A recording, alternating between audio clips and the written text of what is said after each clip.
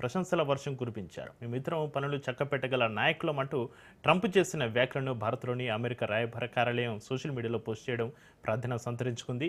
ఇరు దేశాల మధ్య సంబంధాలు భవిష్యత్తులో మరింత బలపడతాయని ఈ పోస్టు ద్వారా అమెరికా విశ్వాసం వ్యక్తం చేసింది. ఈ వారం ఆరంభంలో ఇద్దరు నేతల మధ్య ఫోన్ సంభాషణ జరిగిన నేపథ్యంలో ఈ పోస్టు తెలిపారు.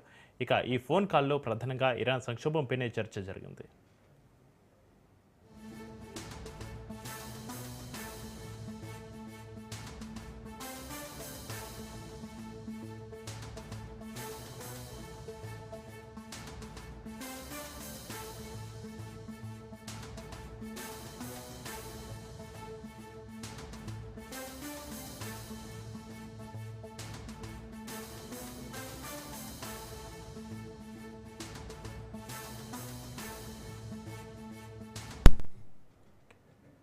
ట్రంప్తో ఫోన్ సంభాషణ అనంతరం ప్రధాని మోడీ ఎక్స్ వేదికగా స్పందించారు. అధ్యక్షుడు ట్రంప్ నుంచి ఫోన్ కాల్ వచ్చింది. పశ్చిమాసియా పరిస్థితులపైన ఫలవంతమైన చర్చ జరిగింది.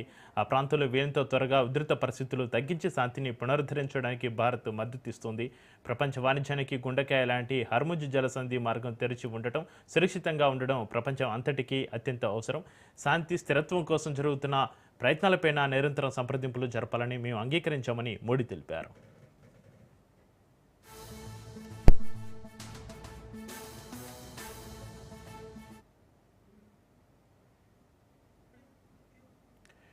ఫిబ్రవరి 28న ఇరాన్ పైన అమెరికా, ఇజ్రాయెల్ జరిపిన దాడులో ఆ దేశ సుప్రీం లీడర్ అయతుల్లా అలీ ఖమీనీ మరణించిన తర్వాత పశ్చిమాసియాలో ఉధృత పరిస్థితులు తారాస్థాయికి చేరాయి. దీనికి ప్రతీకారంగా ఇరాన్, అమెరికా, ఇజ్రాయెల్ సైనిక స్థావరాలు, వారి మిత్ర దేశాలపైన డ్రోన్లు, క్షిపణులతోటి దాడులకు దిగింది. ఈ సంక్షోభం ప్రపంచ మార్కెట్లను, ముఖ్యంగా ఇంధన ధరలను తీవ్రంగా ప్రభావితం చేస్తోంది.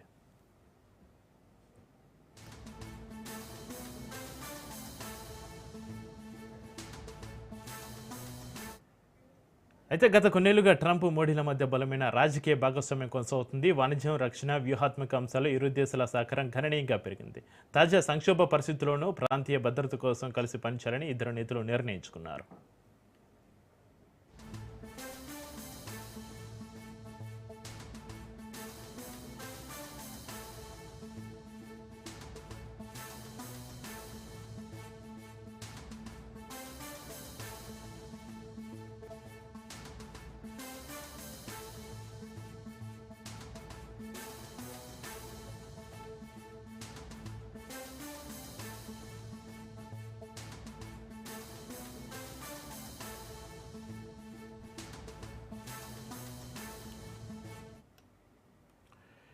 నిజామాబాద్